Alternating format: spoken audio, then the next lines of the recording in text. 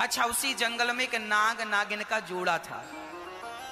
वह नाग नागिन वहां पर रहा करते थे और ये दोनों पति पत्नी भी वहीं पर रहते थे। अब वो जो दूध लाया करती थी पति के लिए, दवाई के लिए, तो पति दूध पी लेता, थोड़ा सा बच जाता, तो ये लड़की सोचती कि नाग नागिन को दूध पिलाऊं, तो वो कटोरे में भर के दूध रख देती, तो नाग नागिन आती और वो दूध रोज पीते। अब ये नियम बन गया कि वो दूध रोज नाग नागिन पीते।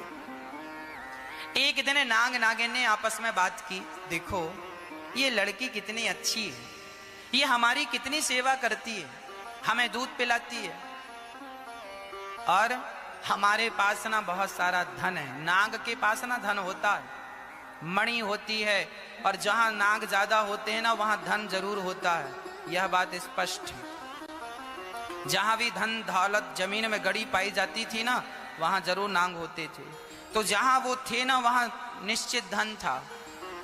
तो एक दिन उस लड़की को नाग ने सपने में कहा, सुनो जहां हम बैठे हैं वहां तुम निसंकोच हाथ डालना, तुम्हें बहुत सारा धन मिलेगा।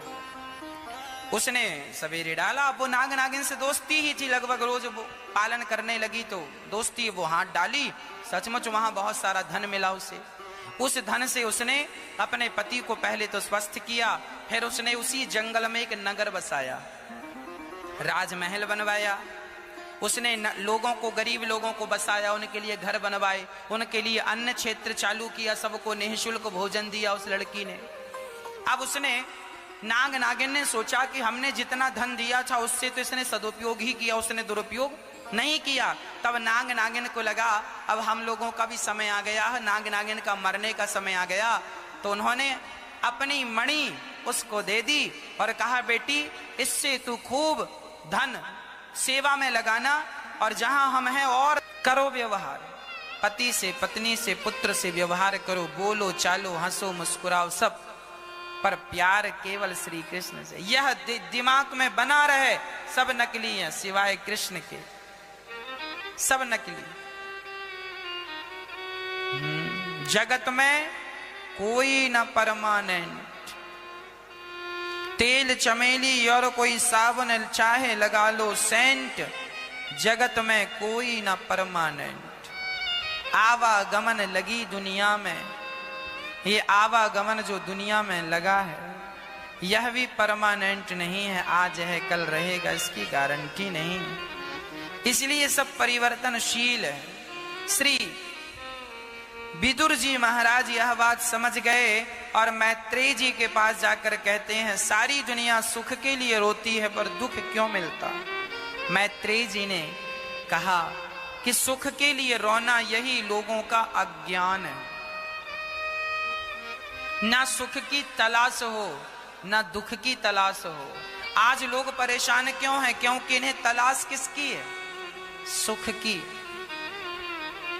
जब आपका और हमारा जन्म हुआ तब हमें लगा कि टॉफी मिल जाती तो सुख मिल जाता। छोटे छोटे बच्चे टॉफियों के लिए रोते हैं कि नहीं? मतलब आपकी तलाश थी सुख की और आपका सुख तब था टॉफी, खिलौने। माँ मेला घुमाने ले चलो, नहीं ले जाए तो रोता है, ले जाए तो हंसता है। मतलब उसकी सुख की तलाश मेले में वो तलाशने गया, पहले टॉफी और खिलौनों में आपने तलाश की सुख मिलेगा, टॉफी से खिलौनों नहीं मिला। अब लगा मेला घूमेंगे सुख मिलेगा, मेला घूम के देखा सुख मिला ना। बड़ा हुआ, समझदार हुआ, बोले पढ़ लिख जाऊंगा तो सुख मिलेगा, पढ़ लिख गया सुख मिला ना। इसलिए तलाश सुख की करना चाहते हैं तो भगवान के चिंतन में ही सुख है, भगवान का स्मरण ही सुख है और भगवान का विस्मरण ही दुख है। तलाश यदि पूरी करना चाहते हो तो भगवान की शरण में आ जाओ, तलाश पूरी हो जाएगी। आप इतने सुखी होंगे आपने कल्पना नहीं की। इसलिए जानत हूं अस स्वामी विसारी, फिर ही ते काहे ना हो ही दुखारी। भगवान को भूल जाना ही दुख है। विदुर जी के प्रश्न का उत्तर हुआ। विदुर जी से मैत्रेय जी ने कहा, विदुर जी ने कहा भगवान इतने सारे अवतार क्यों लेते हैं? तब 10 प्रकार की सृष्टि का वर्णन किया, महातत्व, अहंकार, भूत, सर्ग इत्यादि चारों युगों का विस्तार से वर्णन किया। और मनु जी महाराज, ब्रह्मा जी से दो लोग प्रकट हुए। ब्रह्मा जी के दाहिने अंग से मनु और वाम शरीर से वाम अंग से शत्रुपा, मनु और शत्रुपा। मनु शत्रुपा की 3 बेटियां और 2 बेटे हुए मेरी माँ। आपको एक बात बताएं मेरी माँ, ये बातें बड़ी गूढ़ बातें हैं। ये बातें कई लोग संकोच बस भी नहीं कहते, पर हम शास्त्रों की बातें सुनाने में संकोच नहीं करते। शास्त्र कहते हैं शादी हो गई, शादी के पहले आपने ब्रह्मचर्य का पालन किया है, दोनों ने पति पत्नी। यदि आपने ब्रह्मचारी बनकर के ब्रह्मचर्य का पालन किया है और उस ब्रह्मचर्य का पालन करने के बाद संतान उत्पत्ति करोगे तो तुम्हारी संतान प्रभावशाली होगी। और भोगवाद बन के भोगी बन करके भोगी होकर के तुम संतान उत्पन्न करोगे तो तुम्हारी संतान प्रभावशाली नहीं होगी।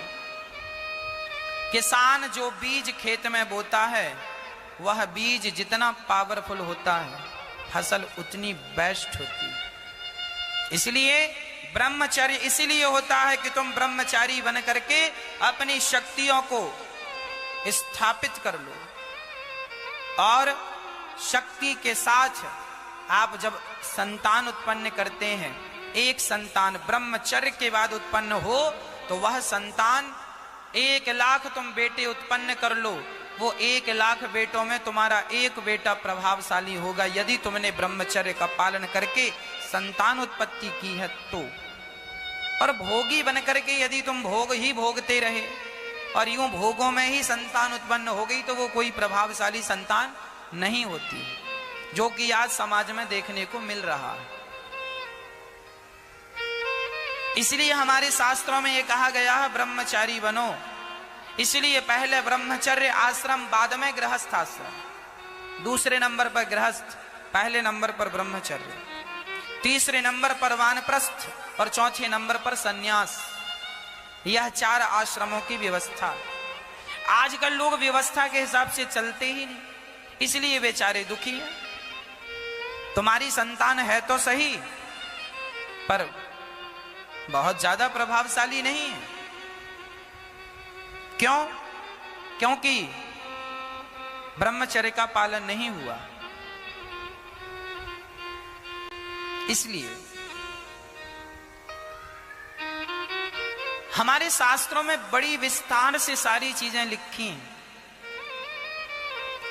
साइंस अभी वहां तक नहीं पहुंचा जहां तक हमारे शास्त्रों ने बातें लिख दी। हम ब्रह्म वैवर्त पुराण पढ़ रहे थे, उसमें जानते हो क्या लिखा है? उसमें लिखा था कि यदि स्त्री, अब सोचिए लड़का चाहिए तो उसका विधान है कि पुत्र की प्राप्ति के लिए कब गर्भाधान होना चाहिए, और पुत्री की चाहत हो तो कब गर्भाधान होना चाहिए। शास्त्रों में इनका स्पष्ट वर्णन है। स्त्री जब ऋतु स्नान करती है, उस दिन से जो सम दिन होते हैं, सम संख्या 2, 4, 6, 8, सम दिनों में यदि रविवार, मंगलवार और बृहस्पतिवार सम दिनों में, सम संख्या में यदि यह 3 में से एक दिन आ जाए और उस दिन गर्भाधान हो तो बेटा ही उत्पन्न होगा, और विषम संख्या में गर्भाधान हुआ और 3 वारों के अतिरिक्त वार हैं तो बेटी होगी। यह ब्रह्म वैवर्त पुराण में लिखा है। कई बार लोग कहते हैं ना कि लड़का लड़की मां की तरह दिख रहा है या पिता की तरह दिख रहा है, इसका भी वर्णन है। साइंस अभी यहां रिसर्च इतने में, यहां तक की रिसर्च उसने तो अभी की ही नहीं। ब्रह्म वैवर्त पुराण में लिखा कि जब पिता का तेज अधिक होता है और मां का रक्त कम होता है तब बच्चे की छवि पिता जैसी होती है, और यदि पिता का तेज कम और मां का रक्त ज्यादा होता है तब वह बच्चे की आकृति मां जैसी बनती है। अर्थात मां का रक्त बच्चे में ज्यादा मिल गया तो उसकी आकृति मां जैसी हो गई, और पिता का रक्त ज्यादा मिल गया, तेज ज्यादा मिल गया तो उसकी आकृति पिता जैसे हो गई। यह इसका साइंटिफिक रीजन है।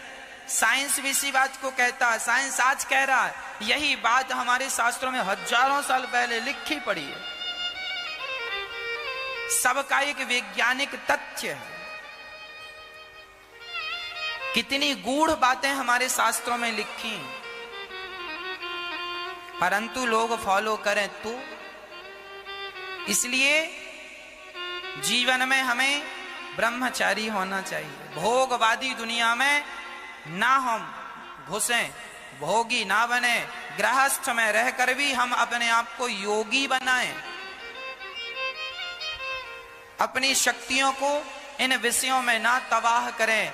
जो शक्ति नाभि से नीचे चली जाती है उसे वासना कहते हैं, और जो शक्ति नाभि से ऊपर आ जाती है वही उपासना बन जाती है। तो अपनी एनर्जी चाहे तो वासना बना के बहा दो, और चाहे तो उपासना बनाकर भगवान के चरणों में लगा दो। मर्जी आपकी है।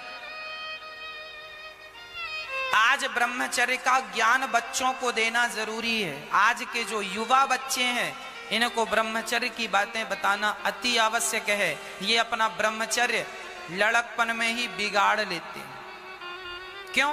क्योंकि इन्हें सही गाइड नहीं मिलती ना। ब्रह्मचर्य चीज क्या है उन्हें पता ही नहीं, उन्हें बताने वाला कोई। क्योंकि इन बातों को कहने में लोग जरा सकुचाते हैं, अरे कैसे बताएं, अच्छा नहीं लगेगा। इस चक्कर में बच्चे समझ ही नहीं पाते कि तुम्हारा ब्रह्मचर्य क्या है। अरे जिस ब्रह्मचर्य को लोग व्यर्थ में गवा